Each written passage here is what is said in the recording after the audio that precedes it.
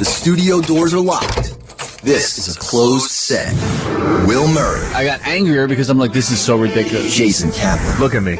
I am so lucky I have a woman who sleeps in the same bed with me. Their world. The relationship has deteriorated. No. Their life. What is going on around here? And the Howard Stern back office. You were screaming and fighting and being drunk? No. This is Back Office Radio with Will and Jason. Call 888-STERN-101.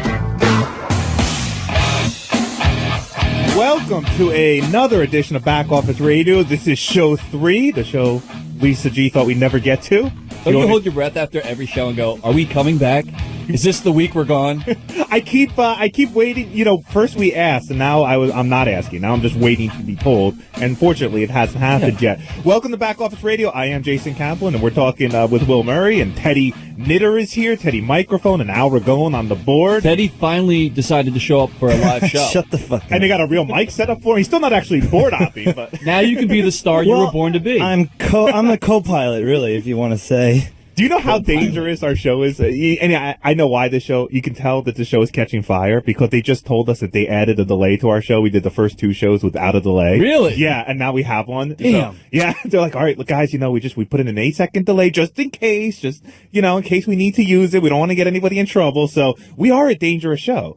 I like that. Living on the edge back here, boys, in the Black Cloud Diner. And speaking of a dangerous show, we have a huge show coming up today. Of course, we're going to nominate our douche of the week, and we'd love to hear from all of you out there who you think the douche of the week should be. So call 888-STERN-101. That's 888-783-7610. Speaking of Teddy, we're going to do a back office spotlight on Teddy Knitter today. Great. We did it last week on Steve Brandano, and it did not end well. So we'll update you on that as well. We also have the most underreported Howard 100 news story of the week. I'm calling this the Ronnie edition. It is all Ronnie on the news.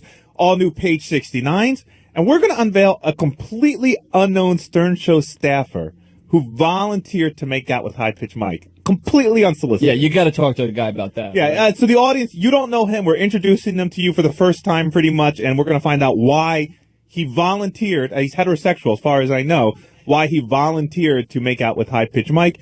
Your calls and more. Speaking of your calls, and we'll hit this a lot during the show, we have a voicemail set up.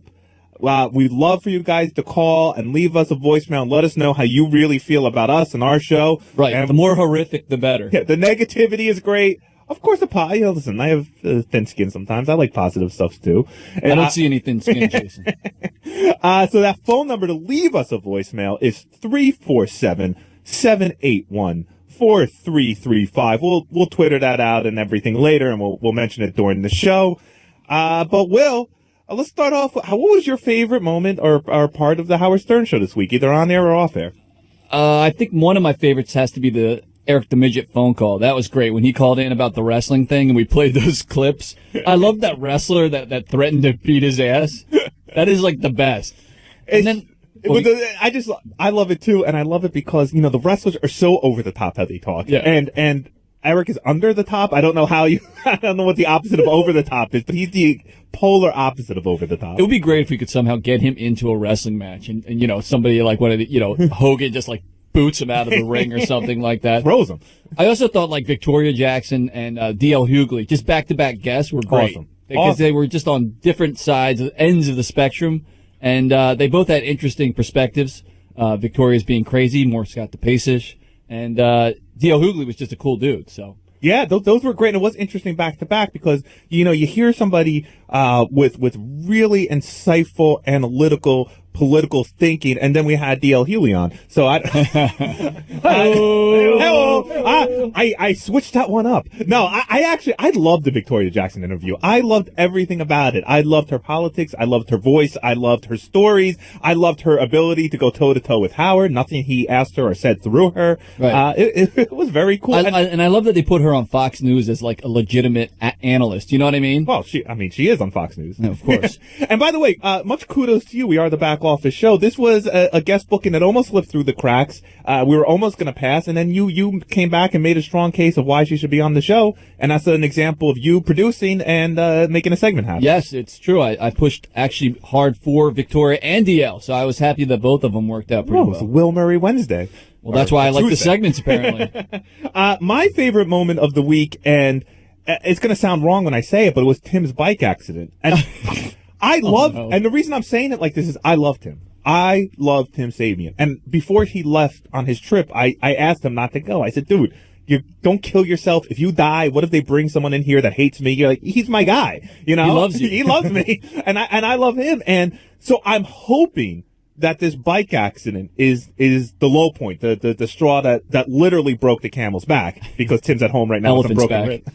rib. No, absolutely not. He just got that bike built and made specifically for him. Yeah, but he crashed it now. No, he just broke it in this weekend. I mean, Teddy's the issue here, by the way. He'll He's be the one that riding it keeps- all the time. Yeah, I actually, You keep pushing it. I do. I'm a fan of his motocrossing. Tim, don't look to Fan of Teddy. this Don't look to Teddy as a role model. No, exactly. It's like the last guy you want to look For up to. 2 years, he's been trying to get me to go on that Baja trip with him, and I almost went this year. I was this close from going, but I think he should stick with it. I think it's a passion of his. On top of me hoping that this will stop Tim from acting crazy, it also made for great on-air content, made for great pictures on howardstern.com of Tim. If you haven't seen him, you should go there. Tim on the ground in his biker suit and his motorcycle, and he looks like, someone said he looks like Darth Vader when he takes the helmet off at the end of the last Star Wars.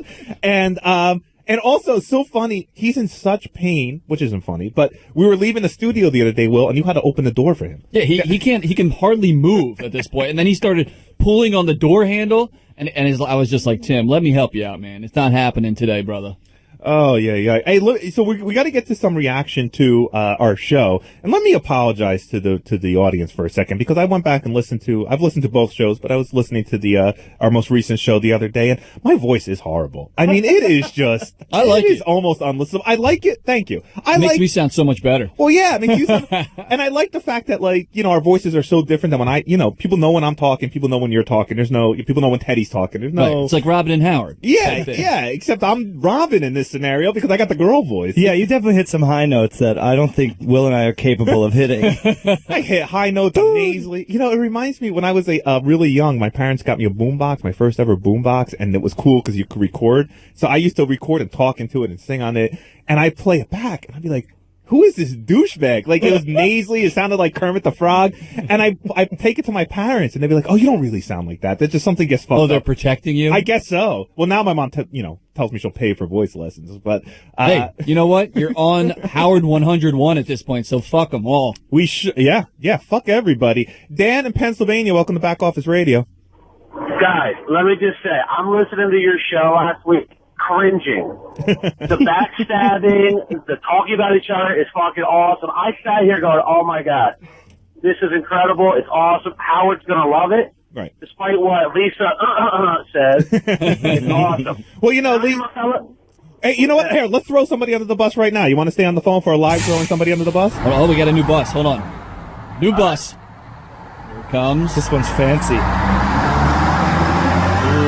Oh, that's a good bus. We should just get the sound of that dude punching the chick on the bus. That should be Oh, God. giving her an uppercut. Hey, Dan in Pennsylvania and the rest of the audience. So Scott Salem, we're in his studio once again, and he has been more helpful in getting us set up. He cleaned up in here. Teddy, did he stay and help and set up the He studio did. today? In fact, he might still be here. Okay, so it's not really, he's done all that, but Scott has 1, 2, 3, 4, 5 monitors in his office here. 4 of the 5 monitors are on a stand that, they have arms with bendable elbows, swivel, so you can move them. So all Al did was swivel the monitors to the right so he could see me while we're doing the show, because, we do a lot of nonverbal communication. And Al, what happened? Scott was like, "Oh, you better put my fucking monitors back." I didn't hear it, but supposedly there was an issue. I didn't witness it, though. Stop the clock. What are you doing? Easy, Evan. Yeah, it's all right. We just have to put everything back. But we didn't move any. Well, whatever. Just put it back.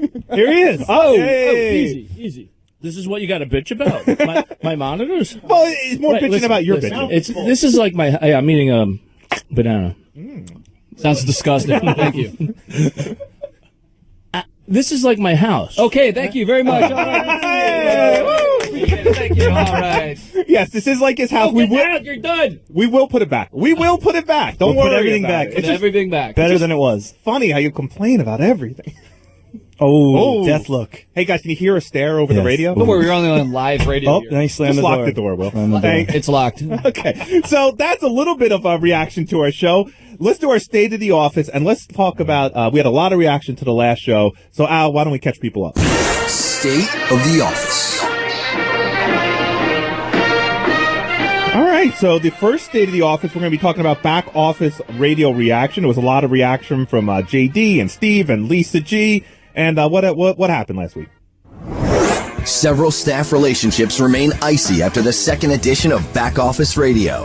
JD persists on freezing out Jason, declaring he'll no longer comment on Jason news stories. Meanwhile, Lisa G continues to give Will the cold shoulder and allegedly grilled other Howard 100 News reporters about who's leaking information to a show she described as a bad FM morning show across the country. Do either of these relationships have a chance of thawing out?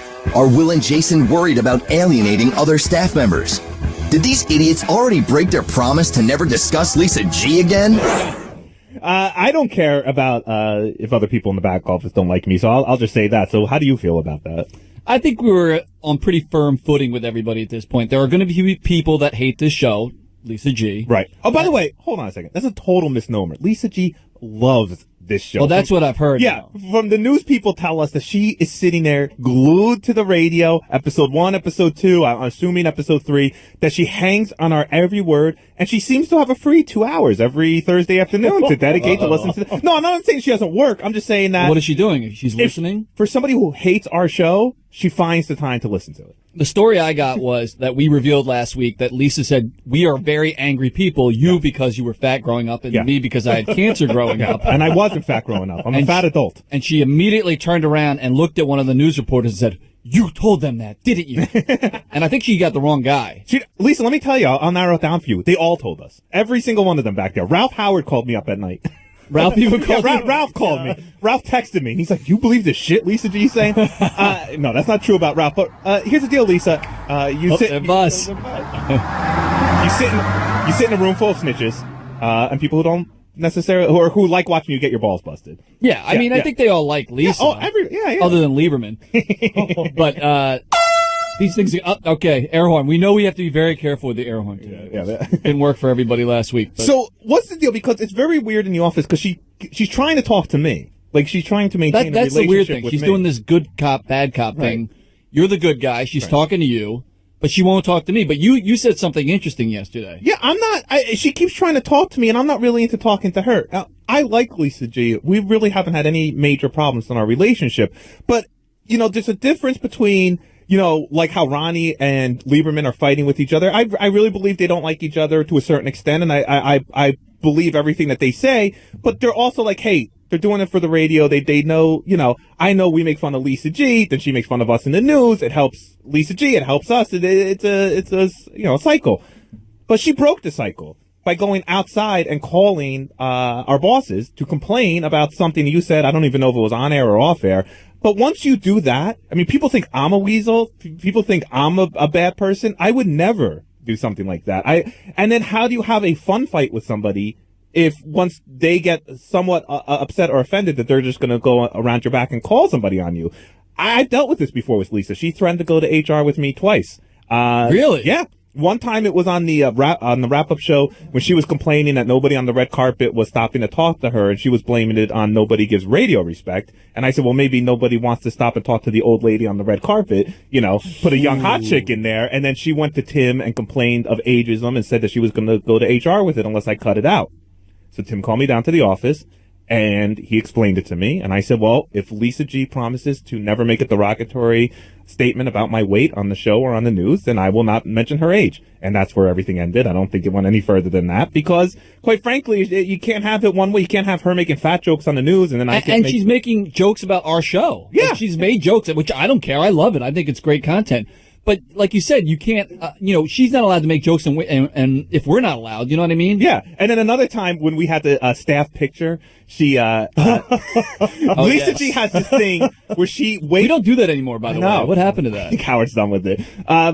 She has this thing that she does where she stands right in the middle of. Well, we used to call in everybody. So you'd have everybody. Tape's team, you'd have Howard TV. Everybody. Yeah, everybody. So there'd be like 60 people in the studio, and she would stand front and center somehow in a bright red dress, stand front and center in the middle. And so the last time we took a staff picture, I waited for her to take her spot in the middle, and I jumped in front of her. I didn't block her from the picture. You can see her. But now I was front and center in the picture and not her.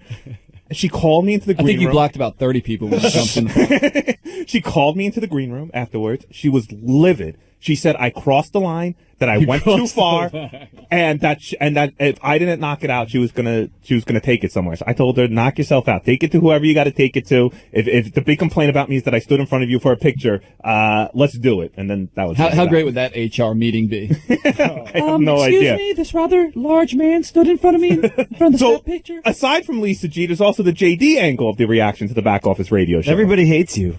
Well, JD just won't. So the news informed me that JD will not comment on me. Yeah. Period. Which, by the way, I think is a smart move on his part. Well, if you're really upset about what people are saying about you, that's a good point. You just don't comment anymore. Yeah, I know, and I think it's a smart move because unlike Lisa G, who keeps mentioning our show in every news report and then tease it up for us to respond, JD is saying, listen, I don't want Jason. I don't want to go back and forth with Jason. Yeah. So I won't poke the bear anymore. That's why I believe JD when he says he wants nothing to do with this. Lisa, I'm a little more, I don't believe her as much. I'm a little more cautious on that one. And then speaking of JD, do you think, and we'll get more into specifics later, but do you think this week you're going down to the block party in Philadelphia? Yeah, and we will talk about that later. But yeah, there's probably a good chance JD won't be talking to me after this week. Wes in Texas, welcome to Back Office Radio. Who is your douche of the week nominee? Yeah, hey guys. Well, before I give you my douche of the week, would you allow me to insult you two? Please. Sure. Okay.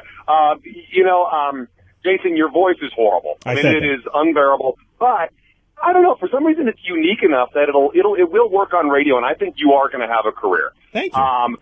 Will, listen, man. Good luck on this show because it's definitely a step up from that show you did with Robin because that show was brutal, man. Well, what was wrong with it? You weren't a big Robin fan? No, I like Robin with the news. I don't think I would like Robin as a person to get to know her. I'm sure you guys can't stand her. I love Robin. But the show was just awkward and it was just kind of weird. It's just weird for the channel. But anyway, guys, as for my douche of the week, and by the way, I apologize. I feel bad for insulting you guys. That's my big insult. Chatter wasn't we're not going to hang up on you, Wes. Hold on a second. Let's break down Wes's call. He insulted my voice, but ultimately complimented it. So thank you. He didn't like the chatter. I don't see how you compare the chatter to this show. He said the chatter wasn't appropriate for the channel. I somewhat agree with that, but it had Robin involved in it, so Yeah, I thought the chatter was interesting. Totally different type of show. It was very heavily produced. It was a half hour. It was news, and I thought it was really good for what Robin was going for in that. And this is a totally different show. Thank you, Jason. No problem. All right, Wes, let's get to your douche of the week. To each his own. It just made me uncomfortable listening to it. All right, guys, douche of the week. Bubba the Love Sponge, and I'm really curious to get your opinion on what went down between him and the Hulk. I have my opinion, and I'll be really brief. I personally think it's all BS. It's WWF. Hulk and Bubba, they must be really broke, and I think Hulk got sucked in. I'm sure he didn't realize that he was being videotaped at the time or whatever. When they did it 6 years ago, I'm sure they didn't realize that they were going to try to make money, 6 years later. But I think that Bubba got the video out and said, hey, man, we can make some money with this. I think this is something that's going to go horribly wrong. No one's going to buy that video. And I just think that it's all fake, it's all phony, and it's just creepy. Anyway, guys, I'll hang up. I love the show, and I'd like to hear your comment on the Bubba the Love Sponge thing. Thanks, Wes. We will definitely be commenting on the Bubba the Love Sponge thing and Hulk Hogan in a few minutes. Yes. But first, let's go to our next State of the Office, because we shone the spotlight on Steve Brandano last week, and I'll hit it. No one took Back Office Radio harder than Steve Brandano, who was featured in last week's Office Spotlight. Yeah, I know, and if she was just like, listen, my boyfriend's a dog and I don't like him and we're not going to be together, then I would have slept with her. Steve was particularly upset for being mocked for his incredible work ethic on Thursdays, as well as being accused of dating girls out of his league. Has he recovered from the on-air thrashing? Is the show affecting his relationship with Will and Jason? Why does Steve hate to be called an intern? Yeah, Steve, we're so sorry for saying you date hot chicks. Apologies all around. Will, anything you want to say to Steve? It was a weird conversation I had with him off the air. He goes, yeah, well, I guess I date girls out of my league. Because the whole thing he kept doing last week was, I'm not angry, but then he was going to react to everything we said. So I said, well, it's kind of a compliment. I was basically trying to, get him off the ledge and stop throwing haymakers at me. But I do agree that he dates chicks out of his league, but has so far, I think a lot of the girls that he's dated, or some of the girls he's dated, have some history with the show, and I think that helps your rap. Absolutely. Oh, absolutely. I mean, that's all I'm saying. Yeah. I'm probably a little jealous, no doubt, but aside from the girl Steve was... Don't hate the player. Aside from the girl Steve was dating when we all first met him, I think every one of his, at least the hot girls that are out of his league that we're talking about, were somewhat connected to the show, or he met through the show. And props to him. And I don't remember where he said this. I don't know if it was in the office, on the news, or on the intern show, but he did go around to make the point that he believes he's had sex with more girls. That was a funny line. Than either you or I combined, which is always awesome when you have to go around bragging about how many girls you've banged. Oh. Well, I'd like to know the count. I would actually be interested in seeing that. I bet you he's in double digits. How many girls have you been with? If you don't want to admit it, I'll admit it. It's back off this radio. Including his hands? Oh, including my hand. Hold on. Get out the ledger. Are we talking full intercourse or just... No, four. 4 girls. Yeah, 4. Not much. No, it's not much. Right. I've been with my wife for 12 years now, so it's Yeah. I've missed the meat of the trying to get a girl through the show. Now I know Steve probably won't believe this, but I don't have like notches on my bed post or whatever. Right. But I put it somewhere around like 10. Okay. So that puts us together at 14. Let's say. So let's see. I don't know if Brandano wants 14, to come in. That's good. And Steve? Reveal if he's been with more than 14 Over girls. and under on 14. Right? I'm trying to think how long we've known. He was with the girlfriend for like 3 years. Right. He's not a cheater, off by the my way. head. I don't count 1, 2, 3, 4 girls maybe. So I'm thinking 5 since we've known him. So what was the run in high school? Here he is. He's got the tie on. To be honest, it's just under, but it's just under. Just under though. We hit it. Yes, high five. Eiffel Tower. Suck it, Brandano. You guys win for now. I almost threw off the whole curve, Will. I apologize. You know who's a real cocksman is fucking Teddy over here. What are you up to? Oh, hold on. One last thing. The girl that was in question last week is no way connected to this show at all. Correct? That is correct. That is correct. But you also didn't sleep with her. That's right. Okay. I'm married. What are you talking about? Yeah, but before the marriage, pre-marriage. I lost count at like 60. Will. 60? Yeah. Are you being lost serious? Count at 60. I'll take a lie detector. No, I believe it. I'm just asking if you're just throwing out a number. No, really but I was a man whore. I mean, the girls love. I wanted to be a man. Girls love. This didn't happen. Girls love Teddy. And I do. It's easy to like. Charm. It's easy to be like a vulture at 3:30 in the morning when it's last call. You know? What do you think? And we're going to do a whole back office spotlight on Teddy. So I don't want to do it all right now. But what do you think? Awesome. In all honesty, I know what it is about me that repulses girls. What do you think it is about you what is it your personality? Is it your look? Yeah, it's definitely my friends. Like, I have meathead friends that, go to the gym all day and they're like, how the fuck do you get girls? It's called cocaine. And they're like, I don't get it. I just don't get it. Do you have high standards? Do you like, or do you just, in your heyday, it all depends on the time. Sleep with cool. I would pull definitely girls out of my league, and for years, my buddies would still attest to this day. They'd be like, I don't get it, but I guess it's making them laugh, and personality all the way over. Like Jared Fox, we love him, and he's fit. Like we all crave his body. For the audience, Jared Fox is the guy who used to be Tim Sabian's assistant. JD didn't like him because he dressed like a pimp. He's got like a 12-pack. He's ripped, but he's got the personality of like an ironing board. I mean, so I mean, that was kind of like there were hot interns that were torn, between him for looks, but me for like if they had his looks and my personality. If I had to hear Teddy talk to one more intern about her dumb fucking muffins, her muffin company that she was running for every day. Do you remember that? Yes, I remember. And her muffin top. Me in the face. Mm-hmm. So anyway, I got the phone on here. Robin in Chicago, career, welcome to Back Office Radio.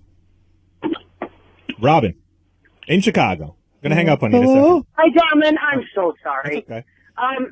Congratulations on your show. I got to tell you, douche of the week, ever since he shit all over the walls, he continues to be the douche of the week. That guy is so disgusting. The pictures you guys put up online of his big fat ass on that baby little motorcycle. Does he look at these things? Don't you feel like, Robin, 1 second, sorry. Don't you feel like Tim gets a bum rap on the air? Because if you really knew the guy, he really is a classy guy, I think. He's a great guy.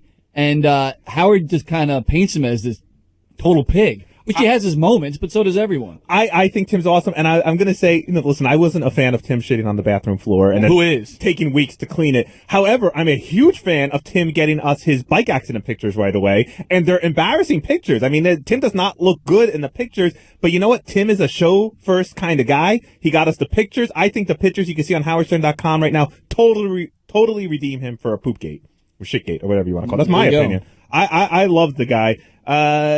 Captain Jenks, welcome to the show. Hey guys, long time listener, first time caller. Love the show. Thanks. Well, anyhow, this is my favorite show besides Howard Show on the channel. Thanks, Jenks. But the thing that really sucks though is that Steve Langford doesn't work there anymore, because this would be the perfect show to get some revenge on him. Yeah, I think we'd definitely have some ammo for Steve Langford, because I know Jason wasn't a fan at all. I like Steve a little bit, but Jason hated him. I didn't. Let me split my fandom. I thought he was great for the Howard Stern show. I thought he was excellent on the air, and Tenacious. I thought he was excellent for Howard 100 News. I did not like him as a person because he was a robot. He didn't care who he hurt or how he went about it, in my opinion. He didn't care facts from non-facts, even though he claimed to. He had an agenda, and he was going to push it no matter who got in his way. And I don't like that. I like honesty, and I didn't think he was ultimately an honest guy. John Lieberman is as tenacious as Steve Langford, but he has a different style, and to me, he's much more fair and balanced in his reporting. Everyone loves Johnny. He knows when to turn it off. Langford never did. Like Artie's 40th, we're all at like this pizza place having a good time, and he's still Steve Langford. He's not. Hey, we're getting some breaking news. I know we're breaking format here, and I wasn't expecting this. However, we have Shuli live with John Lieberman at the Pace Car Racetrack with Ronnie. Shuli, welcome to Back Office Radio. Gentlemen, it is a pleasure to speak to you. Phenomenal show, as always. Thank you. Hey, real quick, anybody near a computer or on your phone, you go to Twitter at Stern Show or go to howardstern.com. We have a picture of Ronnie's pace car on both. And Jason, I've mailed you a few more pictures since then. Oh, great. A lot's unfolding here. We got to Ronnie's house early in the morning. He was busy in the garage putting on his Rick's Cabaret decals on his car. Like stickers? Yeah, like a 9-year-old. I know, they call them decals. They're fucking stickers, dude. Did you have to put them in the oven and then they shrink and then you put them on the car? Jason, they're all falling off, by the way. They're all. It looks like a 2-year-old put the fucking stickers on. I love it. So is he racing or what's the deal? So we're about 3 miles from the track, and we're about to pull up here to the track here in a second. Lieberman is scared shitless. That's what I heard. Yeah, he knows Ronnie was out at Rick's 7-year anniversary last night partying all night. Now he's going to take him, 100 miles per hour around the track. So he really has no idea what to expect. And the pace car is in all its glory on this trailer hitch. We loaded it up on the trailer this morning, and when it was on the trailer, Ronnie then realized that he could not open his own car door to get out of his pace car. So he rode in the trailer, like on the car on the trailer? No, he had to take the convertible top down to get out of his pace car. That's so good. There's a short man coming out of the top of the car. So it was either that or Dukes of Hazzard style out the window. What is the groupie situation like down there? I imagine the girls must have seen the pace car going down the road. They're at the racetrack. I imagine there's tons of girls there. Well, we actually got offered along the way to be the grand marshal of next year's Pride Parade with this car. Well, it is purple. It is a shade of purple that you only see in the strip club or at a gay Pride Parade. Hey, Shuli, when Ronnie's not paying attention, just throw a giant rainbow decal on the back of his trunk there. It'll stay on longer than the shitty ones you put on. Hey, Shuli, will you call us throughout the show if anything happens? Absolutely. And one quick last update, there's some yellow little star decals that are on the car, and Lieberman peeled one of them off and put it on his jacket, and Ronnie's flipping out. Hey, we're doing everything we can to aggravate Ronnie, and it's working out beautifully. Hey guys, this is Ronnie on the walkie-talkie you're listening to. Go ahead, Ronnie. What a professional. Yeah, Ronnie's on. Why don't you put your seatbelt on? Why don't you shut up? Oh my God, this sounds like every family trip I ever took. That comedy duo never goes away. I'm gonna hang up. We'll call back later. All right, brother. All right, man. Thank you. Really, that was flashback to my mom and dad driving me everywhere. Put your seatbelt on. Shut up. I fucking hate you. Oh. That was every car ride I ever took. Sounds great. Over under Ronnie wrecks it today with Lieberman. Please in do. it. Oh my God. By the way, I talked to Lieberman this morning. I ran into him in the kitchen, and he was legitimately freaked out about this. because he's like, Ronnie's clearly going to try and show off. He's going to be driving way too fast. And, you know, he doesn't know what he's doing in a car like that. I mean, I know he thinks he does, but he's an old man. It's got white wheels. It looks like My Little Pony sponsored it or something. Yeah, really? With the gold stars? Did you not see it? We'll pull the picture up during the break. You have to see it. It's great. But, yeah, I remember he took driving lessons one day 5 years ago, and I don't think he's taken any driving lessons. I mean, race car driving lessons. Listen, we're blowing out of time here. We're going to come back with some more State of the Office after this. We got to go to a break. Right? Oh yeah, we have more State of the Office. We have Douche of the Week. We have Back Office Spotlight on Teddy Knitter. So much more coming up. Call in with your nominee for Douche of the Week. 888 Stern 101. Sorry, 888 Stern 101. I apologize, Tim. That's 888-783-7610. We'll be right back with Back Office Radio only on Howard 101. You're listening to Back Office Radio with Will and Jason on Howard 101. Don't adjust your volume. That's just Jason wheezing. Back Office Radio with Will and Jason on Howard 101. You know, what some people call wheezing, I call breathing. Fair enough, Jason. Thank you. All right, we got that great update from Shuli, so we blew past our last State of the Office, but it's definitely worth mentioning. It was a big Hulk-Bubba feud 2 weeks ago. Hulk Hogan was on the show. This week, Bubba was on the show. They're talking about the sex tape controversy. If you don't know about it, I don't know what's wrong with you, but let's fill in. The biggest news out of the Howard Stern compound this week might have been the Hulk Hogan sex tape. The Hulkster announced plans to make Bubba a broke sponge by filing a $100 million lawsuit.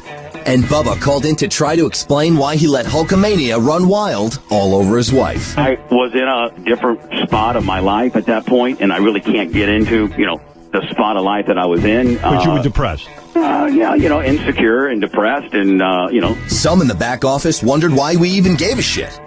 Which staff wife or girlfriend would these guys like to make a sex tape with? And who on the staff would peddle a Howard Stern sex tape?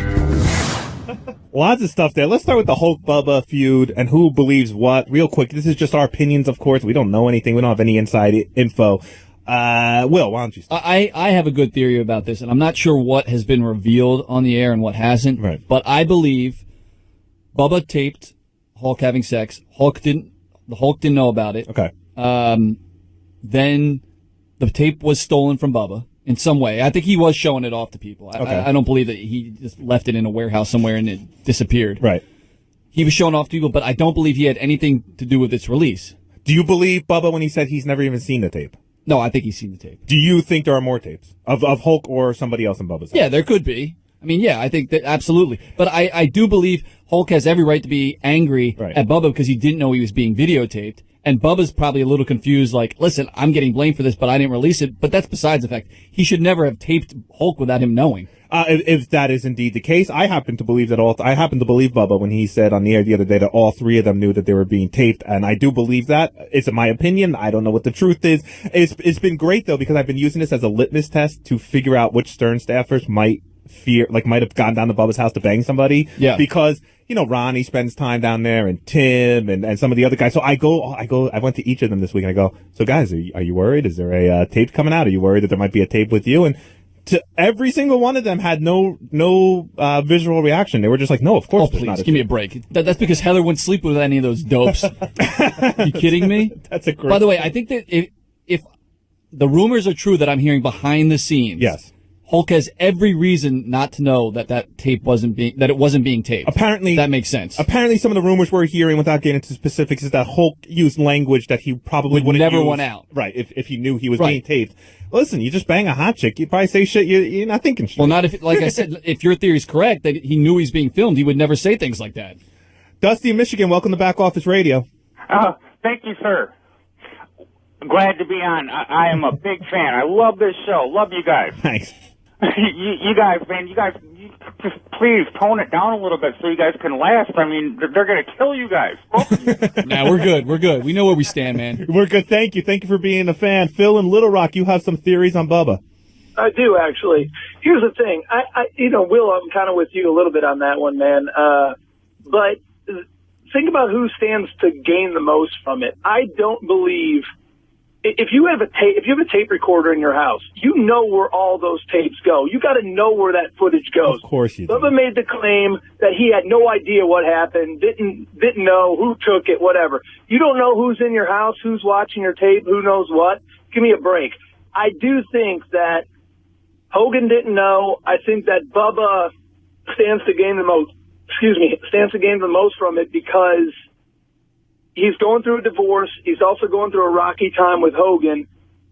Let's make a little bit of money on the side. I'll sell this tape off, and no one's going to know about it. Oh, sorry, you were going on. Here's the. See ya.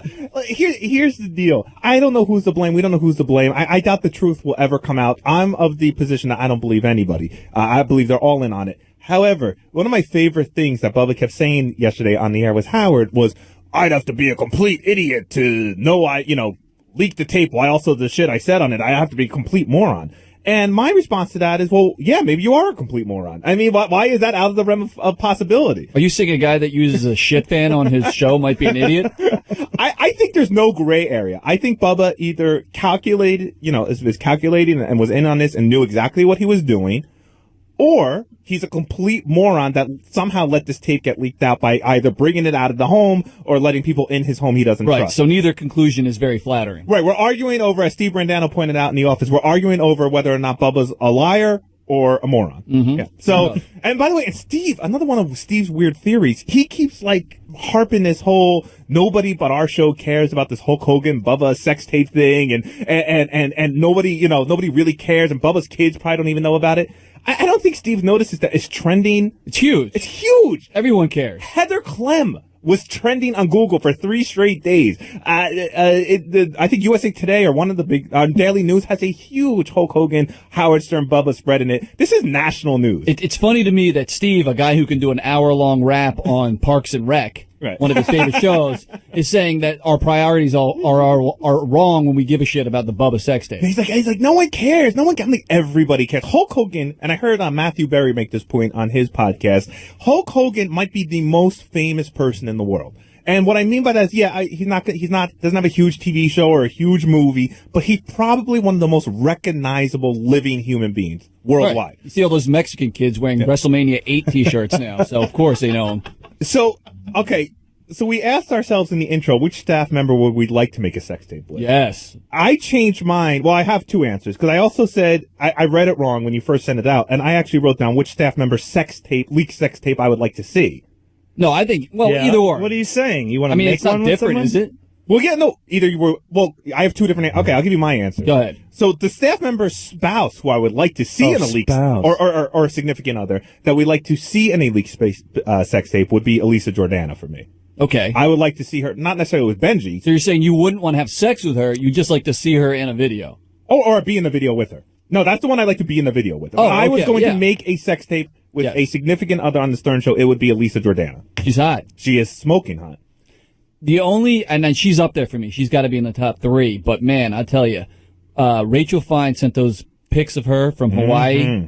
What a body on that chick. Smoking. Unbelievable. All the pictures up on howardstern.com, by the way, if anyone wants to check them out. And I don't want to be, rude or whatever, but I think that she didn't always have such a figure like the figure she has now. So she's probably got, a little issue with that. So her personality, she's probably more of a giver. A giver. So she's got the best of both worlds. She got the sick, hot body now with the poor self-esteem, and those are 2 great matches. And Richie Wilson, don't kill me, please. Well, it's funny, because when I first thought this question was more specifically who on the staff would you want to see a leaked sex tape of, my answer was Rachel Fine and Richie Wilson. Because, A, Rachel Fine is smoking hot, and I bet she's great in bed.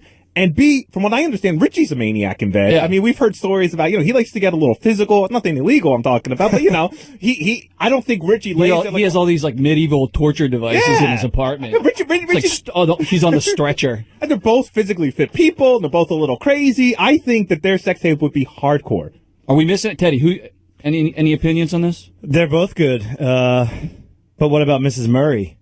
Oh, Trace. Well, I've been there. I've been there already. Yeah. You know what the problem is with Tracy Murray? Too close to home. I see, if you had said this 10 years ago when she was the new hot chick walking around, right. Now I see her She's my friend. She's a mother. She's a homeowner. Like, I can't look at her that way anymore. I used to. I used to. Oh, thank you. I can't look at the whole thing. I think the whole thing's gross because everybody's too close. But you guys, I don't know. You can get by it, but go ahead. Around the room, ever film sex?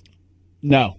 Absolutely not. Never. Me neither. Never. I tried, but nobody would let me. Just asking for trouble. Not that I give a shit if anyone sees me having sex, but. Who else? Anyone else we missing? I don't know. Who we missing? I mean, Doug's. Sal's got a hot wife. Yeah. Sal. Yeah, Mrs. Beth, Sal. of course. I mean, Of course, you know, Beth. we don't want to tread over there, but of course, Beth is beautiful. I don't know who else. I mean, everybody has pretty attractive wives. It's funny when you walk around that Christmas party. Like, John Hines' wife is way too good looking for him. Way too good looking. Where the hell did that come from? Yeah, my wife is way too good looking for me. And he didn't even have that jump the shark money at that point.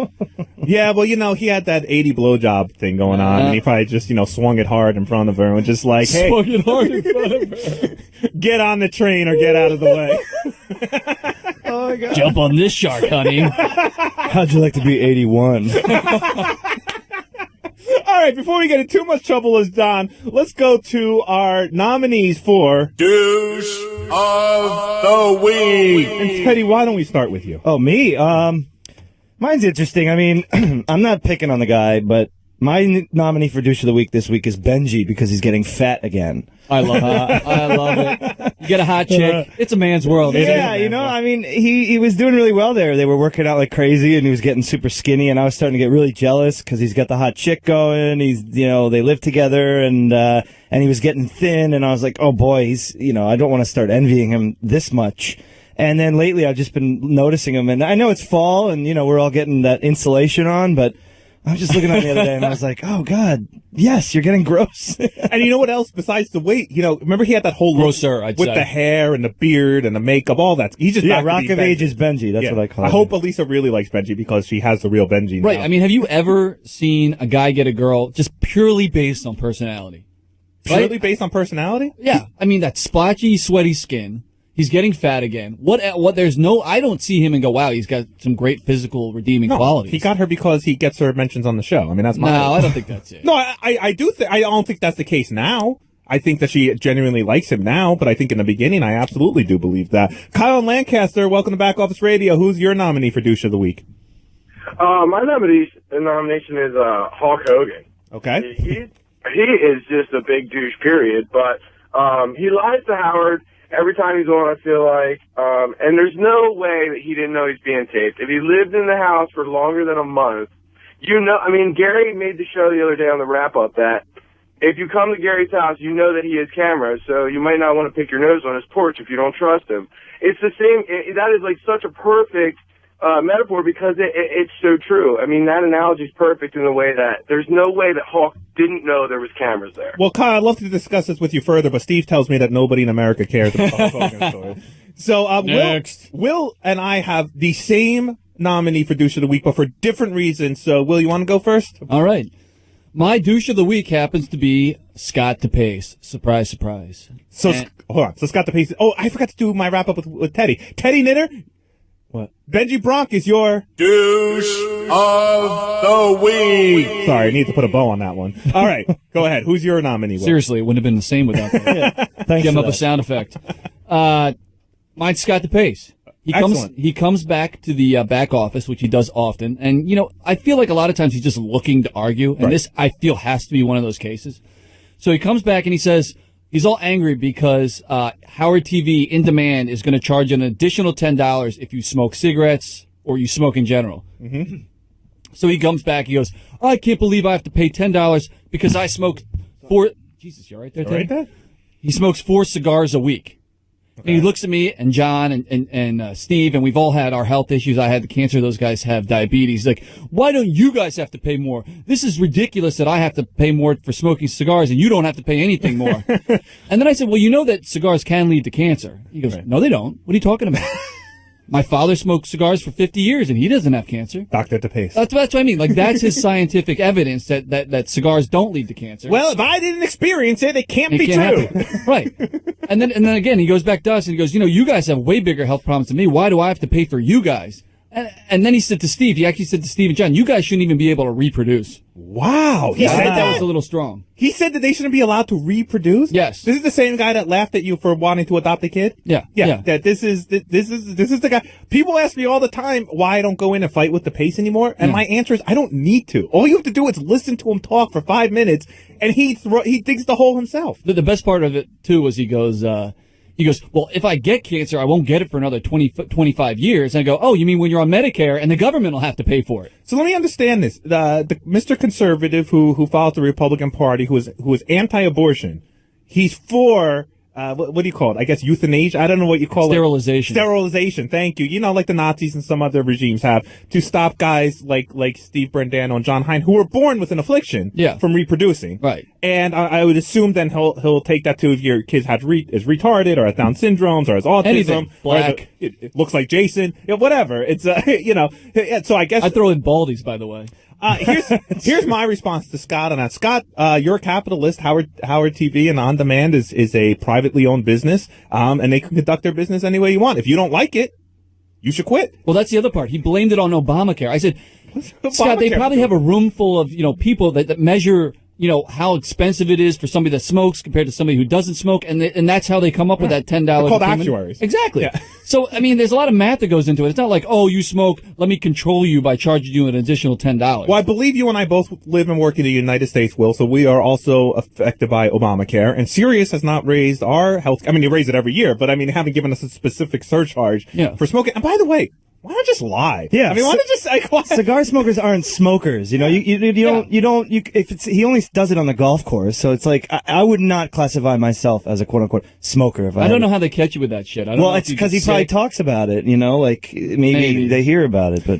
I don't know, but there you go. Scott DePace upset that he does an extracurricular, voluntary, dangerous hobby that he has to pay more for, and guys like John and Steve Brandano, who were born with something that they couldn't help, should be sterilized. Yes. And should have to pay more than he does. And that is why he is my douche of the week.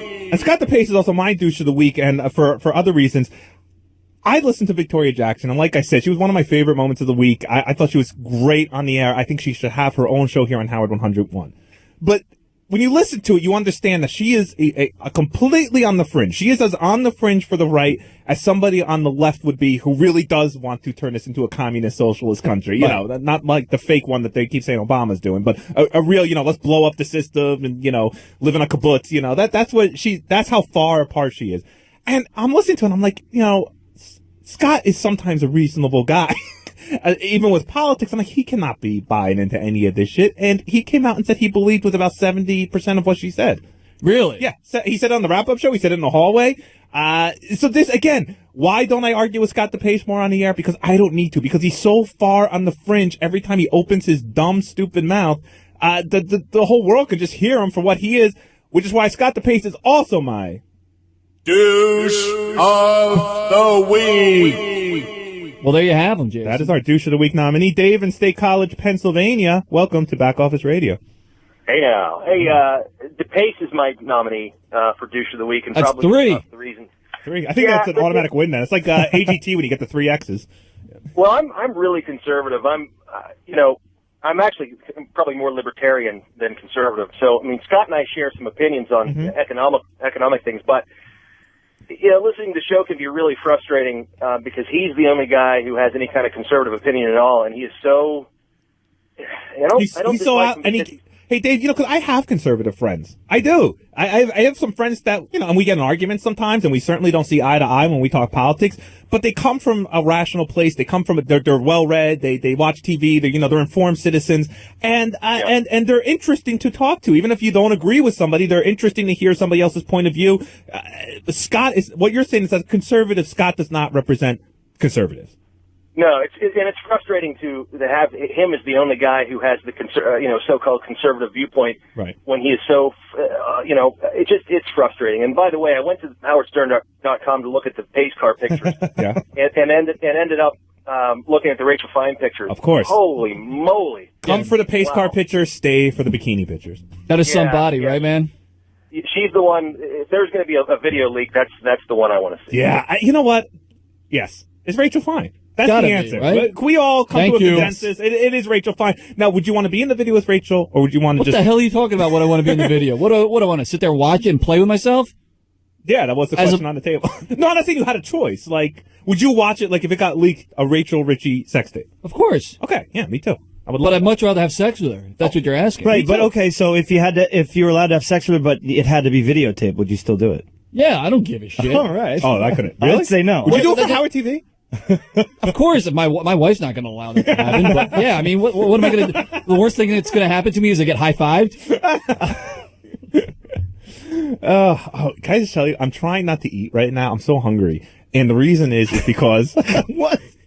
Because don't track mine. That's talking about sound Rachel's tits, and all of a sudden he goes, I am so hungry right now. Well, I'm going to hang out tonight at Jim McClure's apartment with his beautiful wife, Liza. Yeah, Liza could be on the list, too, by the way. She's We a forgot about Liza. She's a little crazy. She looks like fun. You know what? Jim doesn't And look she like knows any the fun way in to bed, a though. man's heart, through his stomach. So carry on, Jason. Through his stomach and through alcohol. And so speaking of that, I'm going to his house tonight, and we're bringing some food with us. And so my wife was talking to Liza about what's going on, what can we bring. Let me just run down the menu real quick for you. What I'm being fed tonight at Jim's apartment. You ready for this? Dry aged T-bone steaks, scalloped potatoes, the iceberg lettuce wedge with the blue cheese and the bacon bits, which is like one of my favorite things in the world. Can you stand up right now? Fried cauliflower. I normally hate cauliflower, but I'll eat anything fried. Yeah. We're bringing a pumpkin Surprise. cheesecake and a bunch of wine. I am so excited. How come I didn't get this invite? It's not a party. It's a little dinner date. It's a little couple on couple action. I tell you, don't have a kid, man. You were just left out of everything around this place. Yeah, really, I didn't get an invite either. It's This fine. is literally my first time ever at Jim's apartment. Oh, okay. I've been to many of these dinner parties, and you will. I bet Jason will even be full. You know it's an 8-story walk-up, right, Jay? Oh no, it is. Yeah. Oh, well, I gotta eat something then. I can't do that on an empty He'll take a stomach. snack on the 4th floor. You know what I love for snacks? Those little cheese wheels. Those little. All right, enough of your food. Oh. God damn. John in Vegas, welcome to Back Office Radio. Yes, I want to vote for Scott DePace, douche of the week. All right, It's a landslide. I didn't even get. I'm sorry. Go ahead. Every insurance company, if you smoke, they charge you more. I tried to explain I this don't to know him. what he's so upset. And why is he telling them that he smokes? He doesn't want- Oh, You don't he's an smoke, idiot. do you? Yeah, your voice. Hey, let's go out to a break here. Coming up later in the show, we're going to talk to Teddy some more. We're going to really shine the spotlight on him. There is so much that people don't know about Teddy. Great. That will just blow. Who knew he'd been with, what'd you say, 60 Yeah, women? I don't know. Holy Yeah, up shit. there. No, Come on. 60's the number. 50, 60. 50, 60. That's a lot. 60. We had the most Pretty much underreported. every girl in my grade in high school. Wow. The most underreported Howard 100 news story of the week. Ronnie edition, all new page 69. If you have had sex with Teddy and would like to call in and talk about it, 888-101. That's 888-783-7610. You're listening to Back Office Radio only on Howard 101. This is Back Office Radio with Will and Jason on Howard 101. Working hard while Scott DePace golfs. This is Back Office Radio with Will and Jason on Howard 101.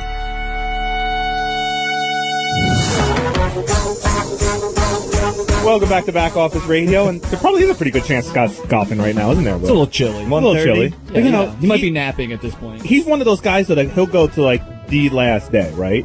Oh, yeah, Golfing? yeah. Of course, he's hardcore. I'm hardcore too, though, man. I love that. I just don't get to go every day like some people. Well, we're now halfway through Back Office Radio. We've been getting some very nice tweets in. I'll read some. These were sent to me at SiriusJ. I'm not on the Stern Show Twitter right now. This is from Judy. Scott DePace isn't douche of the week. He's douche of the century. Ooh. From Thomas Parsons. I love you on the air, buddy. You're great. I didn't even watch AGT, but I listened to your wrap-up show. Go Team Kaplan. Valentine writes, show is amazing today. You guys have clearly settled in.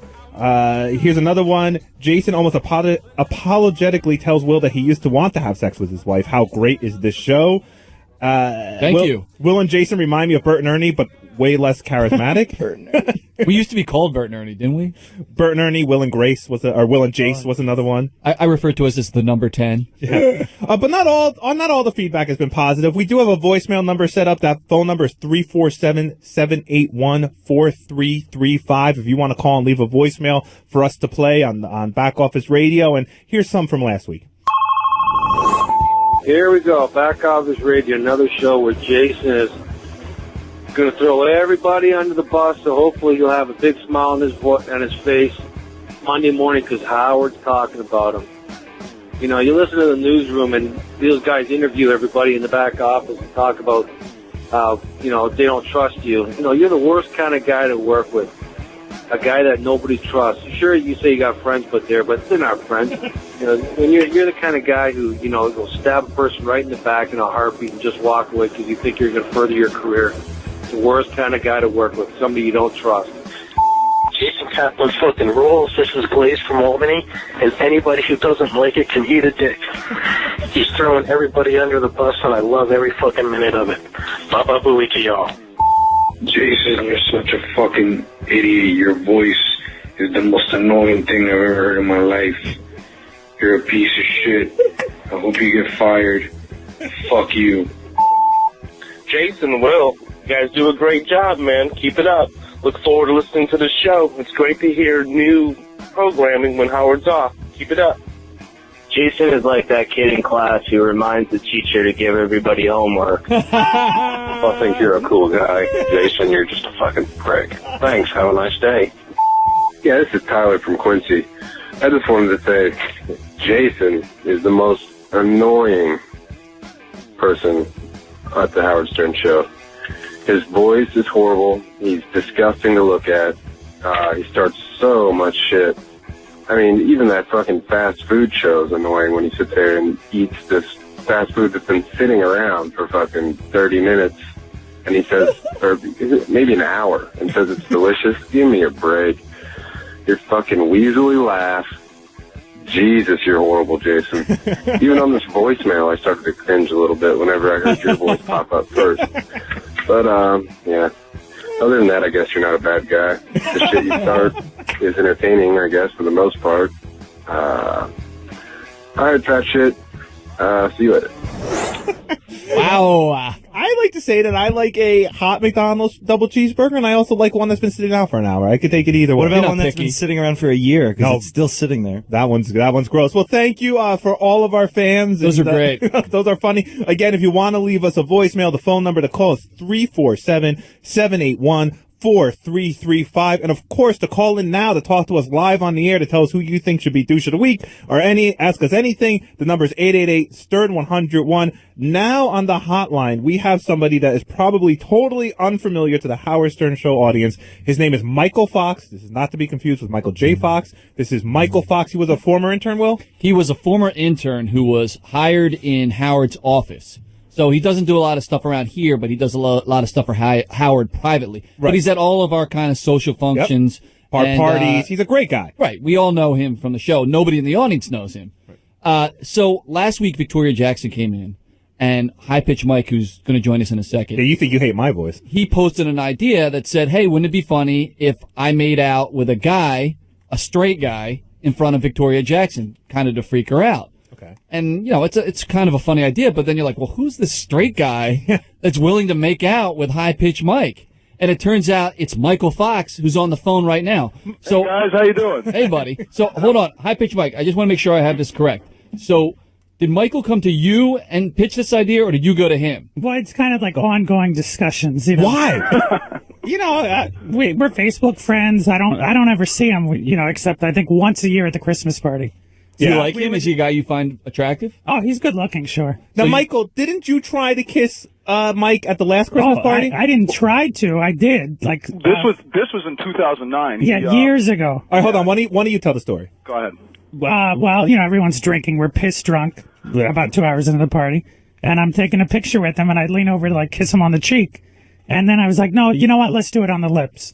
And my friend's taking a picture, but instead of kissing once, I pretend the picture didn't happen, like the flash didn't go off.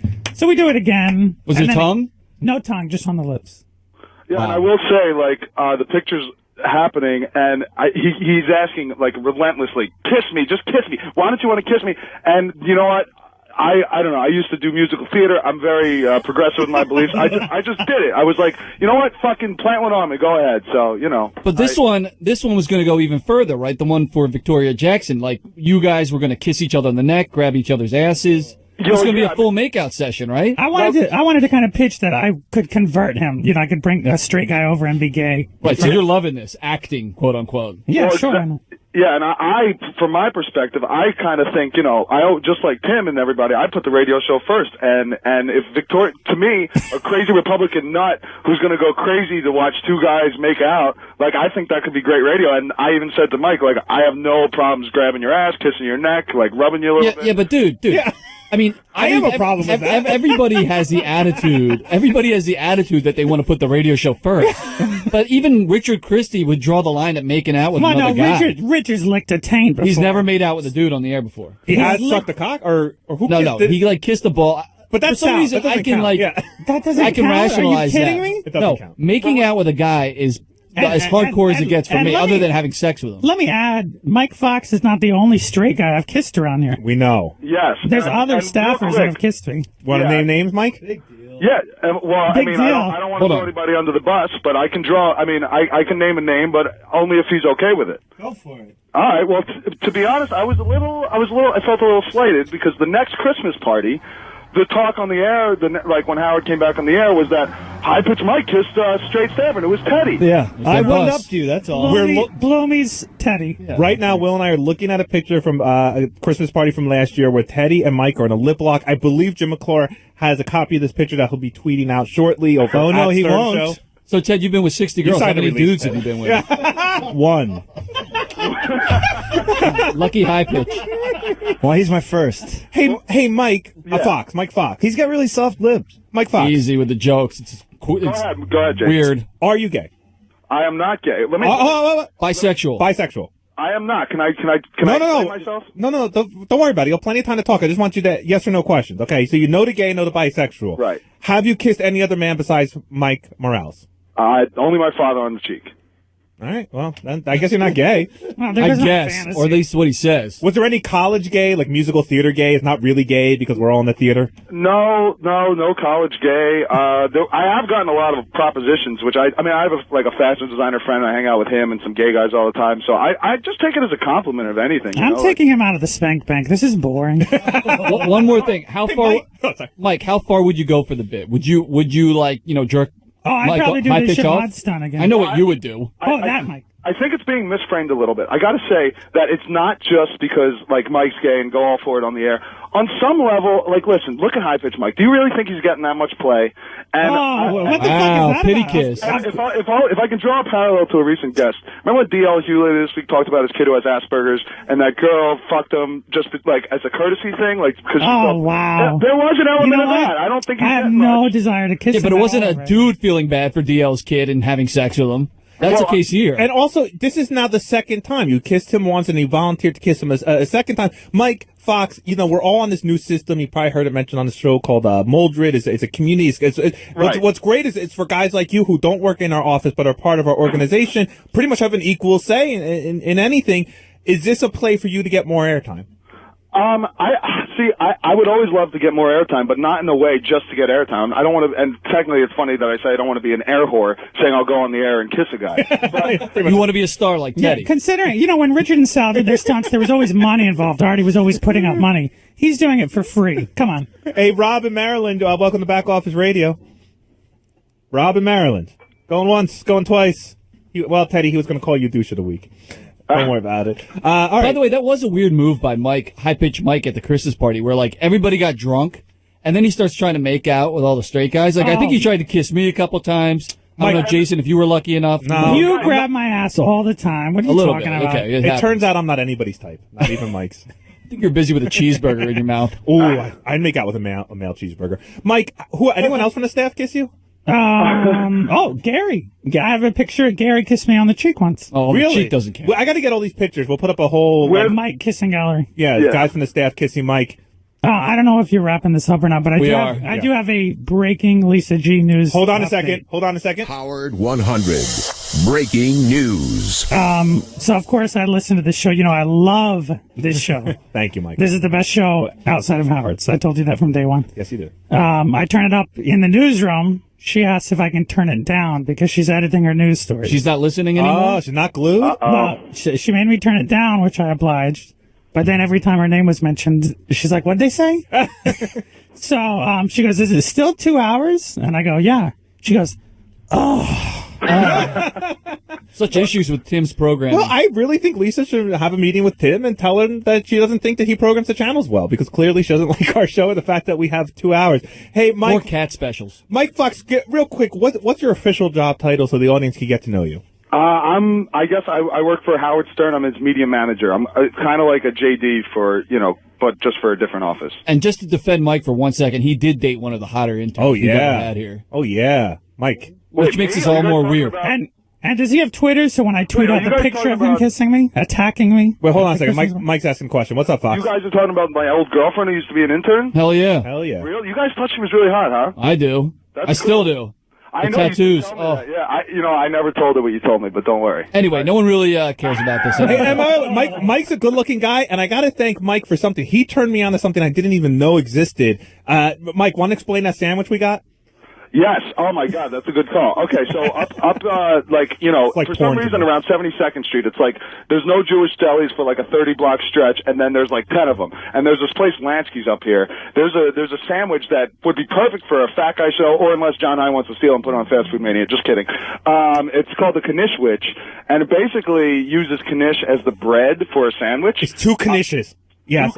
Yeah, it's either 2 or 1 cut in half, but it's basically open-faced, and one side is with Reuben, it's like a Reuben and then the other side is with like turkey, and then it's covered in cheese and coleslaw. This is fascinating. Yeah. Jesus. All right, hey, thank you, thank Mike. you. It's basically we're 2 knishes with a ton of meat and cheese in between. We got it. It's a lot of disgusting food. We can hear you getting I know fatter. that fell a little flat, but I mean, listen. This guy Mike Fox claims to be straight, and he's offering himself up to make out with High Pitch Mike. I just thought that needed a little attention. I don't think that fell flat at all. I think it's weird, and I hope somebody else picks up on this. Chris and Philly, welcome to Back Office Radio. Hey guys, show's fantastic, loving it, and just wanted to make a suggestion because he's going to be in the running every week.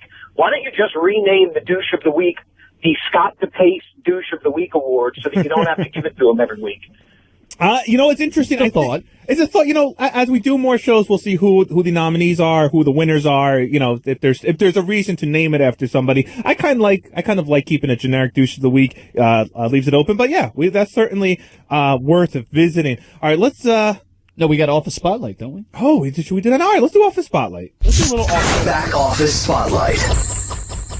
We are doing our Back Office Spotlight on one Mr. Teddy Knitter. I love saying your last name now because I used to say Neuter, and you corrected me, and it says it's Knitter.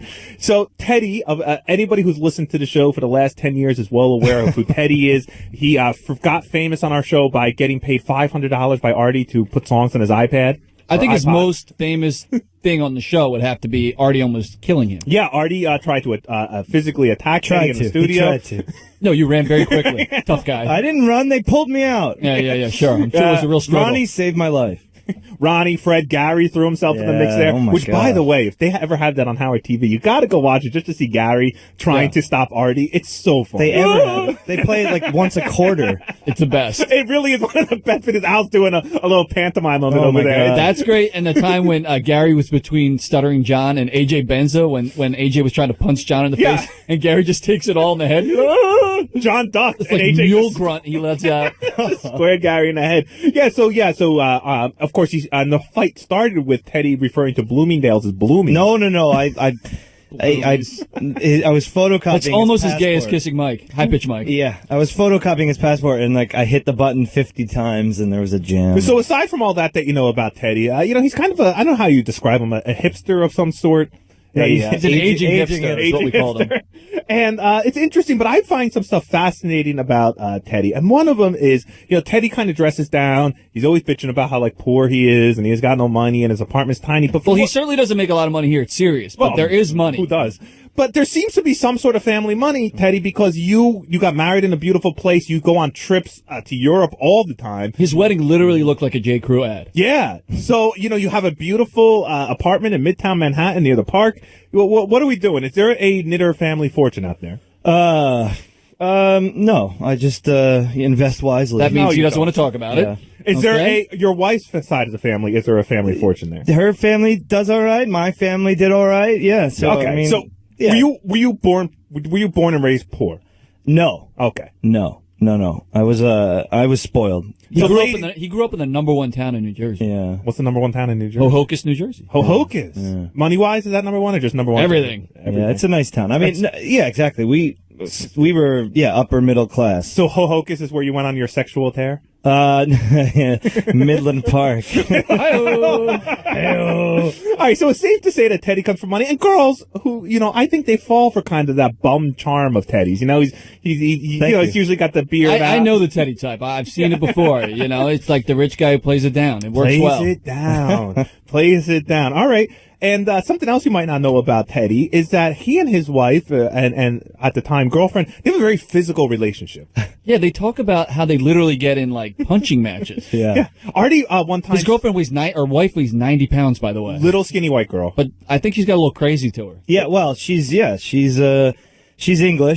And she can, party like a man and love like a woman. Again, so. if I'm saying something that's out of order, just hit the horn on me. But didn't she once break her ankle after you threw her against the wall? Yeah, we got a bad fight at a wedding, and I was bleeding. My buddy's like, the quote was, he called my friend. He said, "You got to come out. Ted and Poppy are fighting. There's blood." Oh my God! She swung her purse. And her fucking high heels were in her purse, and like the heel point, like gouged a hole in my face, and I was bleeding all over the place. Okay, and so then what happened? did you do? And to get her off me, I just kind of picked her up and I guess picked her up. I shot putted her across the fucking room. I've heard that story before. I mean, whatever. And then the next day we were crying and laughing, and I had to carry her down out of the hotel room. Filling out police reports? Yeah. No. He was laughing, she was crying. Do we even remember what you were fighting over? Yeah, like something stupid, like she dropped a wine glass in the middle of the dance floor, and I got mad or something. Oh my God. Bitch, don't let that happen again. Yeah, come on. I've seen them when are the cops showing up, by the way? The first time I ever met Poppy and really the first time I ever hung out with Teddy was down in Tampa when we all first came to Sirius, and we were at what's that strip club that Bubba always goes to? One of them, yes. Yeah, one of them. And I really didn't know anybody that well, and so I gravitated towards Teddy and Poppy, and I had an excellent time hanging out with them. But yeah, towards the end of the night when everyone was really drunk and they started punching each other, like just flat. She walked over to him and they were arguing, and she did throw the first punch, but Teddy threw one. Not fist fighting, but I don't hit her. I've never hit her in the face. Yeah. No. Not what's going to show a bruise. Yeah, of course exactly. not. Go for the ribs. Yeah. No, because we'll get drunk and fool, like goof around where we play this like punchy punch, like someone punch. You'll just walk up behind someone and whack them as hard as they can. I mean, Will, you fucking sounds fun. You dive head first into porta johns. Yeah, like, I do everybody that. does something stupid when they. Yeah, with my friends, not with my wife. I've never seen a picture. My wife, like I said, my wife's one of the guys. She hangs out. In fact, and we're going to talk about your mugging here, but you had bruises the next day. That was one of your memories. Like, I must have been mugged because I have bruises.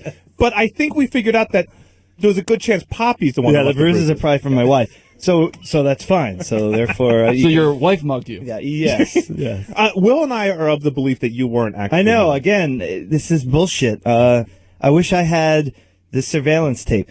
I mean, I know. Well, what subway station would that be? Because I know you're having a hard time remembering. I know where it was. Right. Now. So let's go through the Clinton, events of the night. You were blackout drunk.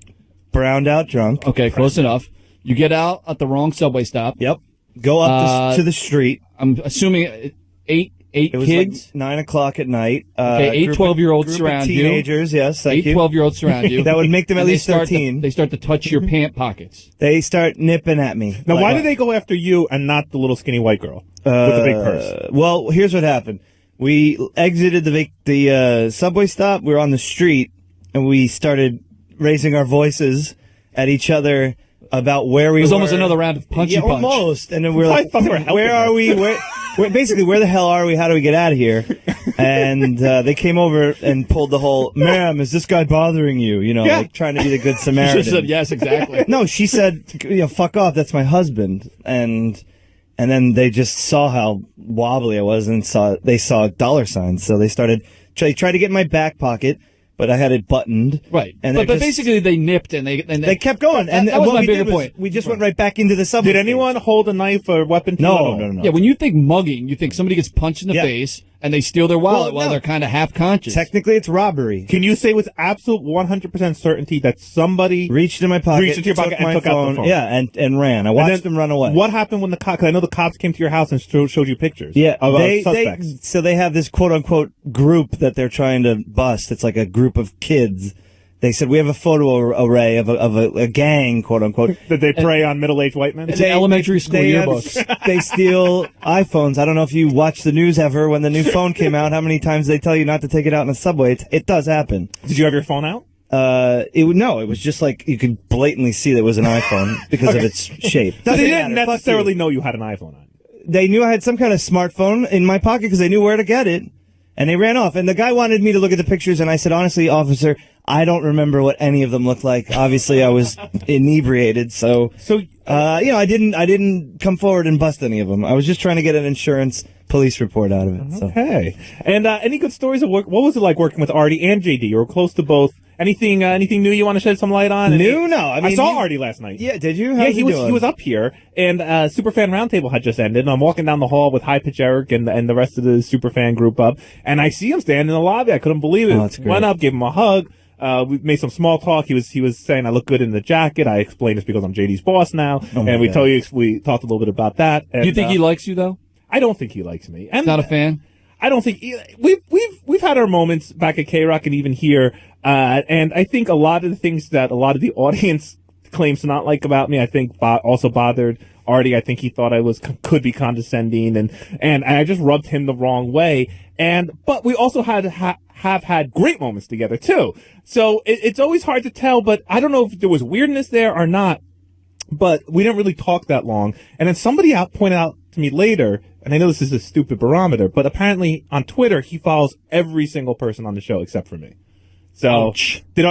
Ouch. What do you know No, Artie? Did he? I wouldn't say he doesn't like you. No way. I mean, he kind of like loves everybody and Was there hates anybody? everybody. Was there anybody he didn't like? Anybody here he Yeah. didn't Yeah. like? Come on, you must have heard him. That he right bitch there. about? Oh God. I mean, no, not really. Honestly, he seemed to. He loved all the female news reporters here. Well, no, he didn't. He didn't like the news team at all. Sometimes. Oh, really? They would. Call in They'd pick on 888 Stern 101. That's 888-783-7610 if you have a question about Teddy, for Teddy, or if you've slept with him or stolen an iPhone from him. Yeah, give it- Or we'd played love to punchy punch with him. hear- Or played punchy punch with him. Reno has from the Catholic Channel. Do you think, Teddy, that you're an alcoholic? No, Okay. How often do you drink?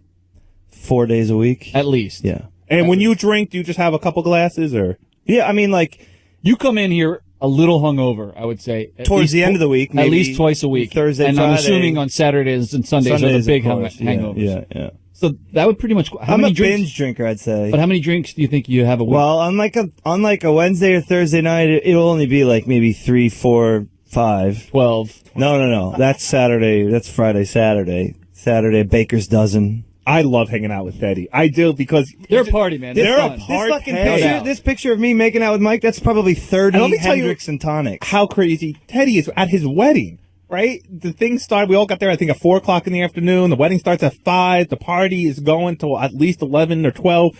And then the party ended, and Teddy wanted to keep like an after party going at the same place. And guys like me and Will and other people who are married or have children were like, no, we're done. We're calling it a night. Thank you. You partied, what the 6 a.m. That was Jesus. the start, yeah. Yeah. You were It's one of those maniac. things. I know I've had this experience, and I think Jimmy McClure's had it, where you're like, oh, wouldn't it be fun to go on vacation with Teddy and Poppy? And then when you really start thinking about it, you're like, I don't think I could hang with it. I don't think I could hang with those two. It'd be like, miserable. They're ready to party when we're ready to go to bed. Yeah, we stayed in like a group youth hostel, and I'm throwing up in the bathroom.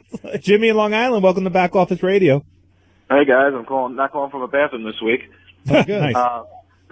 Better studio than we're in. I want to nominate Bobo, the loser, for Douche of the Week. Boba, why? For being so obsessed with the show that he takes it out on his family? Yeah, perfect. pretty much. I mean, what do you guys think of this guy? You think he's a loser? Oh my God. I know he's a loser. Do you think he's a loser? No, it sounds like he has a lot going on in his life. He sits at a dock and waits for Howard to pick up his calls for 4 hours a morning. I like Bobo on a personal level. He's very nice to me. He's a nice guy. He clearly loves the show. But yeah, He's a weirdo, man. Come He's on. a weirdo, and he's certainly not a winner. Will, back Nice off enough the guy, spotlight. Yes, very nice. Back off spotlight. Have we shown it enough on Teddy, or do you have anything Yeah, more? I mean, come on. We got some clips there. Howard's got to pick up on that Punchy Punch, right? Please. Punchy Punch. You have any other cute names for No. things that you guys do together? No. Bangy Bang or No. Black Eye Blackie. Drinky Drink? Throw you off the roofie? Yeah, exactly. Well, that was Office Spotlight on Thanks. Teddy. Teddy, thanks for letting us That shine a wasn't too spotlight on painful. you. Yes, You're the man. thanks. That wasn't Anyone too that does this box office, what is it called? Office Spotlight. Office Spotlight. They're Got a brave. little- They're brave. Absolutely. Coming up, Will, we have Page 69. They are all new. They are explosive. They will blow people's minds. We also have the Overlook News Story of the Week, the Ronnie Mund edition. We got a lot more to do here. We got to hurry up. Call in 888-STERN-101. That's 888-783-7610 to be part of Back Office Radio only on Howard 101. This is Back Office Radio with Will and Jason on Howard 101. All the fun of the block party without Ronnie screaming. This is Back Office Radio with Will and Jason on Howard 101. Welcome back to Back Office Radio. I'm Jason Kaplan with Will Murray. Been a good show, Jay. Been fun. Call in and join the show. 888-STERN-101. That's 888-783-7610. If you'd like to leave us a voicemail. Yes, more voicemails. More And voicemails. The more brutal, the better. Yeah, well, you say that because all the brutal ones are about me. I know. Nobody said anything about me. I love it. 347-781-4335 is the number to call for that. And, Will, we have a celebrity VIP text I got from Gary Delabate, who's listening to the show. He's responding to our conversation about whose a significant other would you like to see in a sex tape or be in a sex tape with. And he wrote, I'd like to see Will's wife, Tracy. Gary likes your wife, and He does. He always has not like been chats, shy about it. He always chats her up at these parties, and I think she's go for it, by the way, because she's like, oh, Gary's so sweet. She loves Gary. It's, No, I get that, but... And by the way, write it back at you, Gary, because Mary Delabate might have the best ass of any wife on the entire staff. She's tall, she's blonde, she's I know. stoic. I love that. I like her. All right, so thanks for chiming in there, Gary. All right, let's do some Page 69. Page 69. Well, speaking of Gary, I think you have a Gary Page 69. I do. So there's been a lot of changes here at the show recently. Mm-hmm. A lot of movement within the staff. And so I guess people really needed to identify who they were here. Right. Or Howard wanted to kind of have a chain of command. A chain of command so everyone can't be blameless. You'll say, no, this is your boss. You answer to such and such, and they Exactly. answer to such and such. So he actually went out of his way to get Gary a very nice plaque which reads, executive producer. He said to Gary, what did he say exactly? He said, Gary, you are the executive producer of the And Howard I Stern want Show. everybody to know. And I want everybody to know it, so I'm giving you this plaque. Yeah, I mean, Gary's proud of it. He showed it to me and said we could talk about it on the show. And listen, Gary is the executive producer of the show, but now he has a plaque to prove it. Where the hell are our plaques? That's what I want to know. Well, I had to get new business cards recently because I ran out, and we haven't made them since we first got here. Yeah. And he used to say segment producer on it, but Howard's always been like, just call yourself whatever you want. So I'm trying to figure out what I should call my segment producer, an associate producer. What am I? I call myself producer. Producer. And you should call yourself producer. That's what I put on the card, Absolutely. producer. So when Gary saw it, he's like, whoa, I have a problem with this. He goes, that makes it look like you're the producer of the Howard Stern Show. If it says producer, what am I? And I said, you're the executive producer. That's what I said the same thing to him. I'm like, you're the top dog. Yeah. We are producers. We deserve to be called producers. Well, I went on the PGA website, the Producers Guild of America website, to find out the definitions, because they actually explain what an associate producer is, a segment producer, Okay. or executive producer, and we are definitely producers. And Gary's definitely the executive. Is Steve producer. more than a former intern, as he's been called on the news? We're all former interns. That's a good point. I mean, you're a former intern. I'm a former We're intern. all- yes. I don't know why the host of the intern show is embarrassed by his intern past. It's Yeah. weird. I don't understand that. So that's a great Page 69. I have one. Richard Christie, we have weekly staff meetings and every idea is thrown out and some of them are bad, some of them are good, some of them are good, but we can't do. Richard this week was on fire with cock-related ideas. I think he pitched 4 different ideas and they all involved looking at somebody's cock. And I don't want to necessarily say all the ideas on the air because we might do some of them or we might keep it on the list. I don't want to give other radio shows great cock-related material. But trust me, 4 completely independent penis-related bits for the show. It's weird. They always seem to come back to that with Richard. It'll be like, all right, let's do Winfred's money this week. Yeah, and the loser has to suck my cock. I mean, what? Where did that come from? Literally every week, that's the same rap. Why don't we leak a sex tape of Sal giving me a hand job? The best one ever, I think, was when he wanted Howard to chloroform him and then take his clothes off. What the fuck are you talking about? He wanted Howard to knock him out with chloroform and then see what it would be like to, so a VIP in the studio, J.D. Harmeyer. I just want to add to this Richard thing. So, in the meeting, I'm going to say one of the things, he bitch, because we're not going to do it anyway. Okay. Because he not only mentioned it in the meeting, he posted a picture on Twitter and on Mildred because he was watching Friday the 13th and noticed Kevin Bacon's hard cock in some shorts or whatever. And he wants everyone to see it. And he wanted a picture in the meeting that he goes, can we call Kevin Bacon and ask him about his hard cock on Friday the 13th?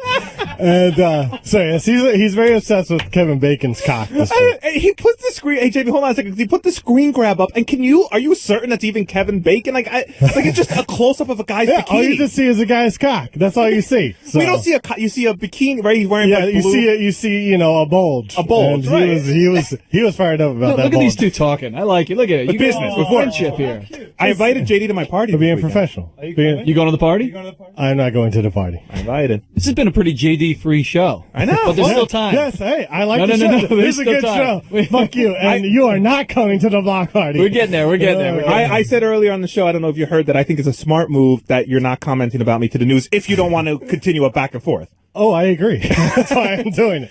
And you should stay tuned to the show because later I think Will's going to try out some of the jokes that he might be doing this weekend down at the block party. JD and I are partying down in Philadelphia. No, we're not. What are you talking about? No, we're not. This is, I don't want to. I can't say that on the air. What? I've just been making a joke all week that the show's been canceled, so Will wouldn't come. And yeah, good one, isn't it? Oh, fuck off. That's very funny. There you go, the great J.D. Harmeyer. Every week, every day, the news does, I think 10, 12 different news stories. Howard can't possibly cover it all. And so some of them fall through the crack. And that's why we like to do the overlooked or underreported Howard 100 news stories of the week. And this week, Ronnie was featured in several stories that did not get enough play, in our opinion. Al, why don't you hit the tape? And now, the most overlooked Howard 100 News story of the week. Ronnie Mund had a wardrobe malfunction of epic proportion, as he realized when he went to use the restroom in the morning that he had put his underwear on backwards. It was 3:15 in the morning. I stayed up to watch The Walking Dead last night. Woke up as The Walking Dead, and I didn't realize it till I got here, and I went to take a leak in the bathroom, and I opened my zipper and went to get my cock out, and I couldn't. Stern Show head of security Ronnie Mund revealing more fallout, in part from his decision to house his pace car inside his Queens garage. We've learned that after Ronnie came home from dinner with his neighbors Frank and Loretta Saturday night, he parked his car out front. And when he woke up Sunday, he soon discovered he had been the victim of a costly surprise. Somebody smashed the whole front left side in and just drove away, obviously. A tan Sal Governale acknowledging he's back using spray tan. He says it's part of his new makeover that began with the teeth, then the hair, and now the skin. His beauty advisor, Ronnie Mund. Ronnie's been good. He's been like my hair consultant. Comes in, checks out, he goes, dude, it's too long over here on the side, so I got it cut. I thought going long would be better, but Ronnie goes, you know how people have a comb over? He goes, you have a comb forward. Howard 100 News. Ronnie. He wears his underpants backwards, his car gets hit, and he is now giving Sal style advice. Will, where do you want to start?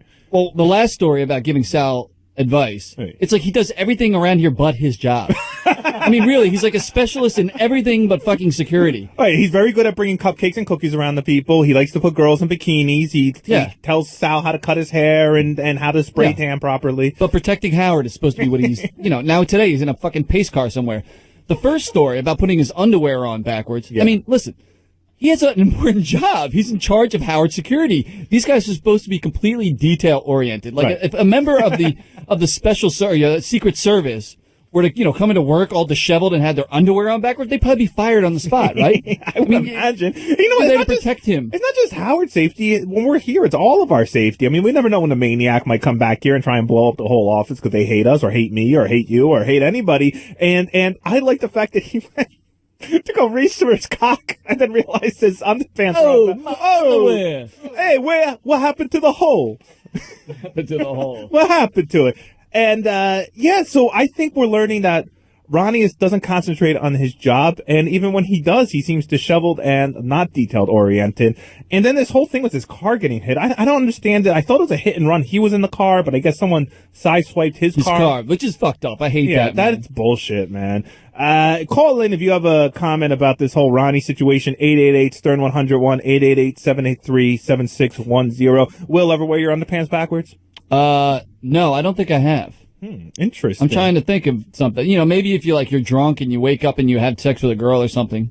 This is more of a Teddy story, by the way. Hey, Greg in Edison, New Jersey. Welcome to Back Office Radio. Hey, how's it going? How's it going, man? Good. Hey, I just got the Sharper Image catalog.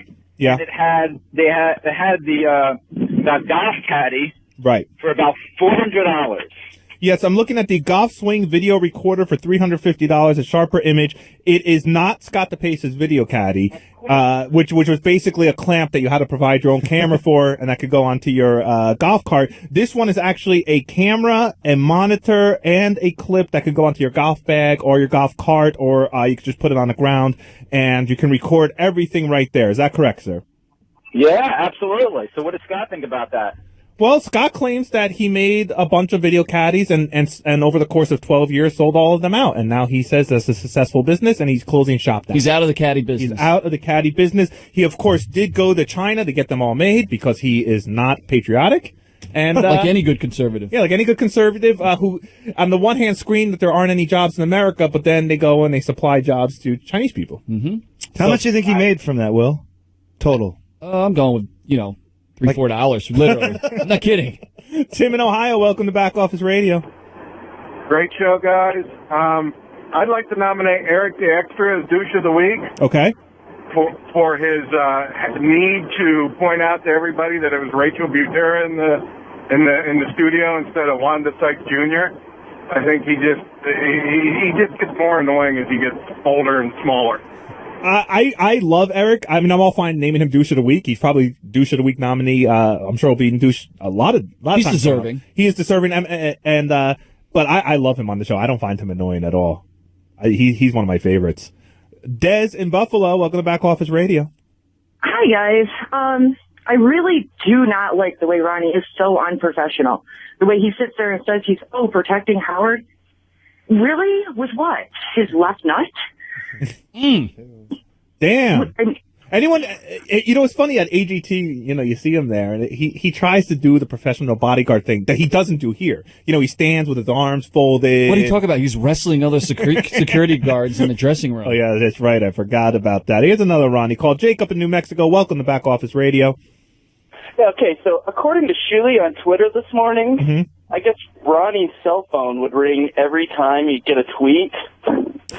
So, he's one of those guys that has the ringer set up for his tweet or for his text messages. I think, yeah, it was actually like a ring, like you're getting a call. I've seen people like this. They're old and out of touch. So I guess Shuli had everyone tweeting Ronnie shit like ring, ring, ring, ring. Oh, that's hilarious. So yeah, Ronnie isn't douche of the century. He's douche of the fucking millennium, in my eyes. All right then. All right. Well, speaking of douche of the week, when we come back, yes, we will reveal our douche of the week winner. We've heard some great nominees from both in studio and out of studio. We'll highlight our weekend plans, and Will, I know your weekend's plans include mocking JD on stage in front of people in your hometown of Philadelphia. Like I said, he won't be speaking to me either, I think, by the end of the weekend. So much more. 888-STERN-101, Back Office Radio, only on Howard 101.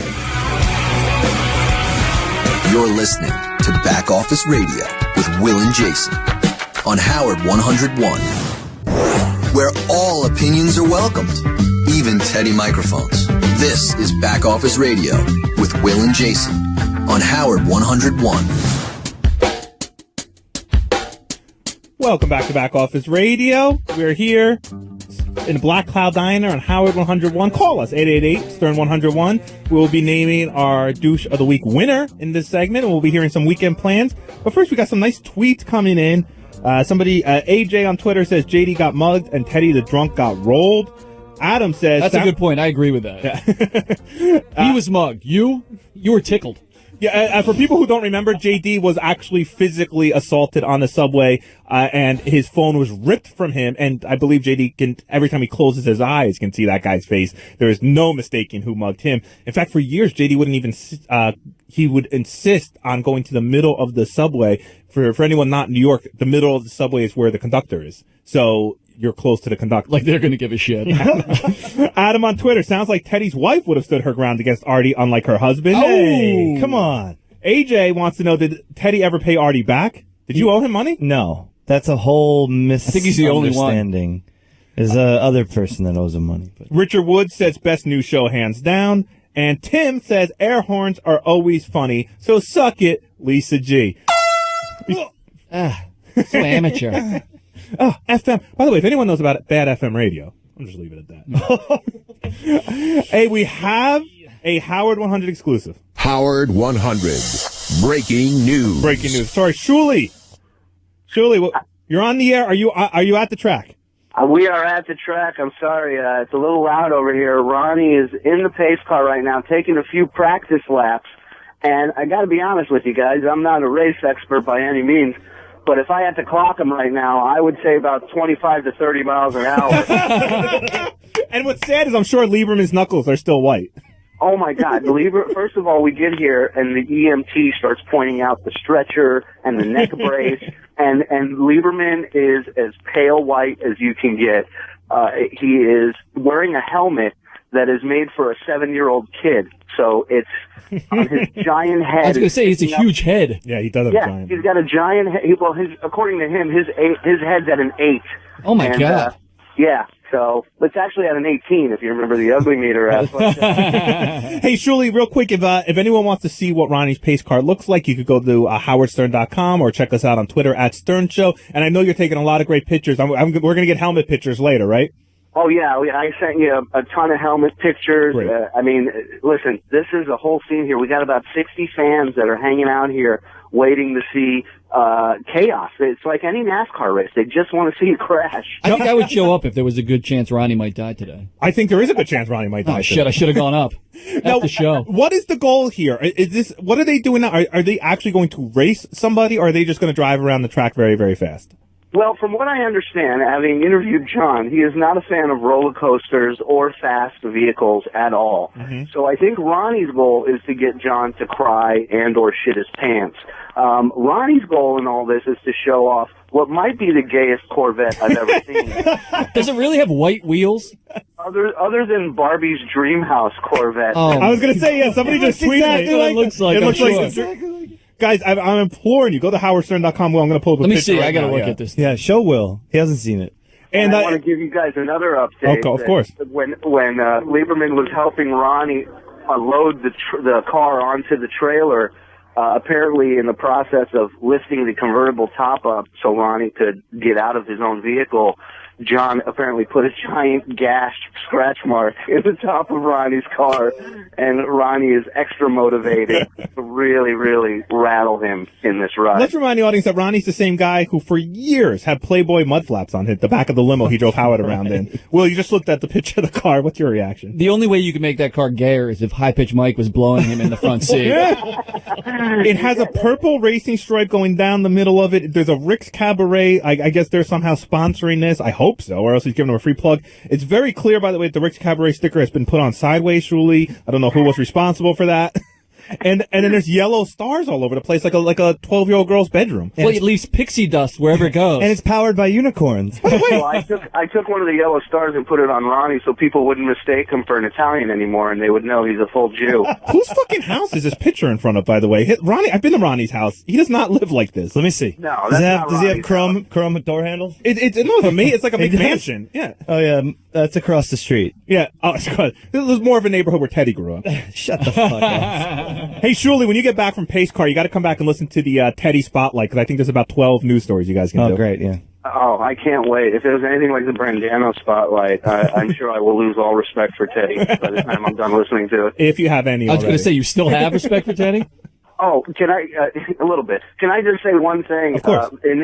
Ronnie was here maybe 5 minutes total. He already got some chick to flash her tits in the crowd. So the guy What a charmer. That guy. He hasn't lost his touch. No. He likes guys. He likes girls. Shuli, thanks for everything. We're coming to the end of the show here. And if anyone dies or crashes, please call us back immediately. Even if we're not on the air, I want to know about it. Do you want to just have John say goodbye for one last time? Yeah. Yeah.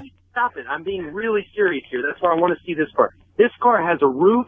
This car is safe. This real pace car. His car doesn't have a roof. Are you talking to us? Say goodbye. Yeah, say goodbye. John, it was nice knowing you, brother. Thank you. That was hilarious. Listen to him. Anyone who's been waiting for Langford to come back to the show, there might be an opening after this afternoon. I will, because we're running out of time, and I've been looking forward to this all we show. got to reveal douche of the week. Oh, fuck, douche of the week, real quick. It's a landslide. It's Scott DePace. Douche of the week. Scott, it wasn't even a question, and that wasn't me. That was everybody, including the callers. Okay, Will, you're going to be down at the block party with Shuli and Ronnie and JD this weekend in Philadelphia. And I know JD's nightmare. You're going to take the stage and introduce him. I'm hoping to introduce him this week. So we've been working on a bunch of jokes. I'd love to hear me and my writer. So I wanted to give you some of the rejected ones. First one was trusting Michael Vick with a dog is like trusting JD with a cheesesteak. You know, it's just not going to end pretty. This one I thought was a little over the top. That's why I'm cutting it out. I think this is over top. I'm not a big fan, but JD looks like Andy Reid and he smells like his kid. That's a brutal one. Andy Reid's kid is dead, ladies and gentlemen. Yes, dead. Google I'll be the it. straight I'm sorry. man here. That was an Yeah. awful Google one. that one. He's dead and If we were going with like Phillies players, we'd call him Jason Worthless. Maybe Chase Ugly.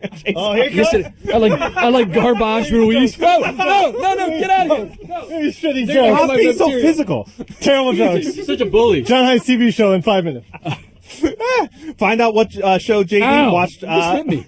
Find out what favorite show JD fast forwarded from next on John Hines TV show. Oh. He does. I'm not making that up. He said it. I'm trying to think what other good ones I had here. JD just came in here and attacked Will. No, I want to use that one. I you're can't gonna use that one. All right. I don't. Basically, I was going to say, I'll use it because I can. Right. Who's listened to our show? Basically, I was going to say, oh, yeah, apparently it's always dumpy in Philadelphia. But I get some good ones coming. I like Doughy as well. Yeah, They both work. I love that. Well, everybody go see Will mock JD at the Philadelphia block party Saturday? No, Friday night. Friday night. Oh, that's right, because Saturday. We got big plans, buddy. Big plan is my wine and weed party. Don't, please, policemen listening to shows, not going to actually be weed at this party. That's ridiculous. That's ridiculous. It's just, I like to have a wine party, and it sounds nice when you say wine and weed. But all my friends will be coming with wine and with whatever else they want to bring. And Will, you've been to one of these parties, and it's a very mellow party, but I think it's a fun party. I describe it as cloudy.